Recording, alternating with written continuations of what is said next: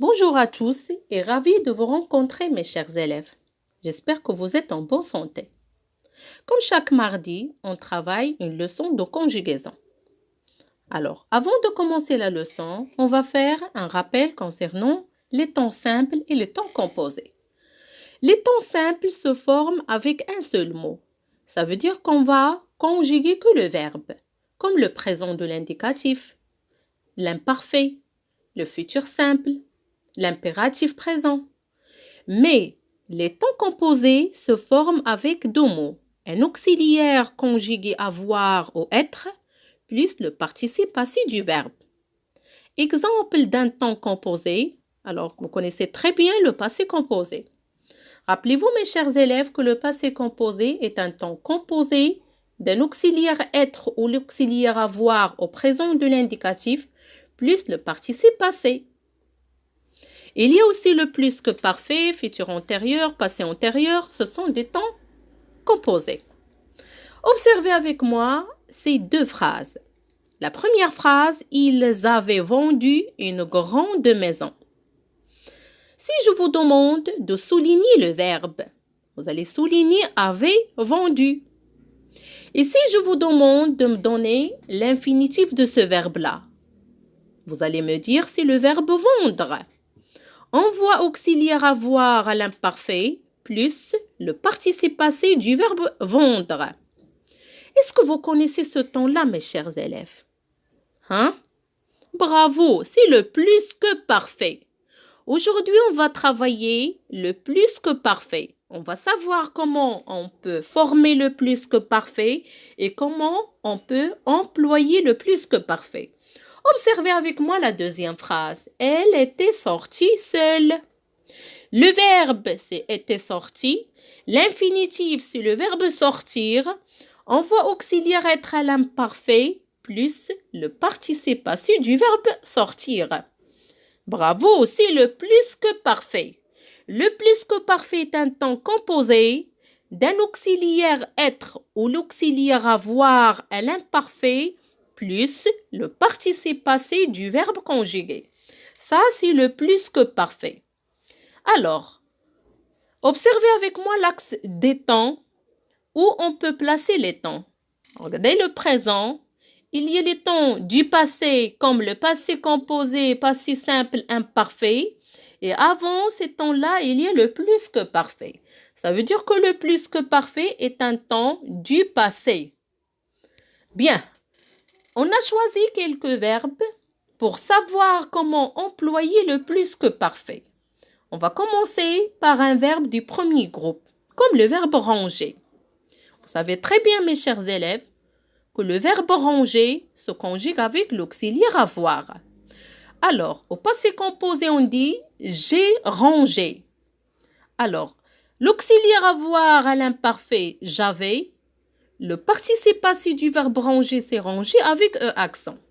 Pour conjuguer ce verbe-là au plus que parfait, on dit j'avais rangé, tu avais rangé, il, elle, on avait rangé. Et ainsi de suite pour les autres pronoms. Maintenant, on va passer à conjuguer un verbe du deuxième groupe. On a choisi le verbe finir. Finir se conjugue avec l'auxiliaire avoir. Alors, auxiliaire avoir à l'imparfait, on dit j'avais. Le participe passé du verbe finir, c'est fini avec i. J'avais fini, tu avais fini, il, elle, on avait fini. Et ainsi de suite pour les autres pronoms. Vous savez très bien, mes chers élèves, quand le verbe se conjugue avec l'auxiliaire avoir, le participe passé ne s'accorde pas. Sauf si le complément d'objet direct est placé avant le verbe.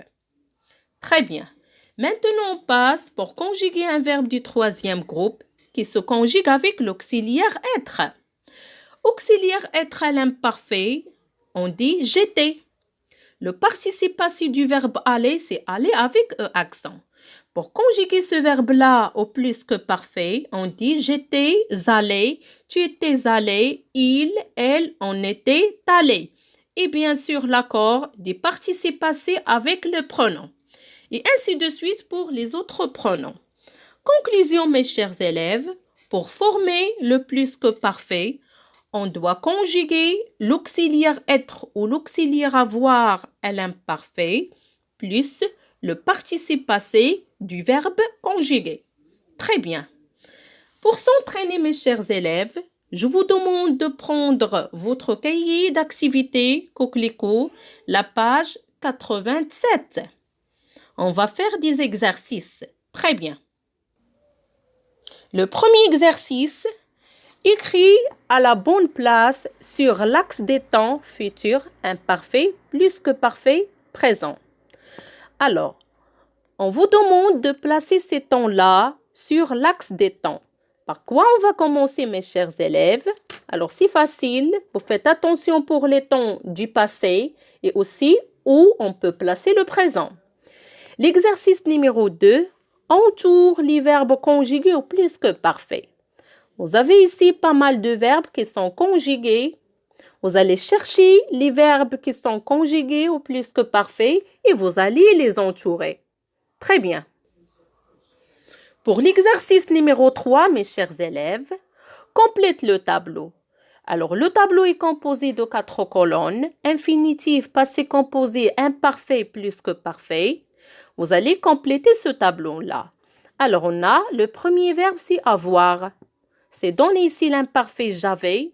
Alors, vous allez conjuguer. Alors, la première personne au singulier au passé composé et aussi au plus que parfait. Après, vous allez passer au verbe être. C'est donné ici le passé composé. Vous allez conjuguer la première personne du pluriel à l'imparfait et aussi au plus que parfait. Et ainsi de suite pour les autres verbes. Pour l'exercice numéro 4, mes chers élèves, conjugue les verbes entre parenthèses au plus que parfait. Vous avez des phrases et vous avez des verbes qui sont à l'infinitif entre parenthèses. Vous allez les conjuguer au plus que parfait. Vous faites attention concernant ces verbes-là. C'est facile, mes chers élèves. Passons pour le dernier exercice. Mets le premier verbe au passé composé et le second au plus que parfait. Vous allez bien lire les phrases. Alors, je vous conseille de prendre un crayon mine, de souligner les verbes qui sont conjugués pour savoir le premier verbe et le deuxième verbe. Par exemple, la première phrase, « Quand j'arrive au stade, le match a commencé ». Le premier verbe, c'est « arrive », c'est le présent de l'indicatif. Le second, c'est « a commencé », c'est le verbe « commencer » au passé composé. Ça veut dire, vous allez conjuguer le premier verbe au passé composé et le second au plus que parfait.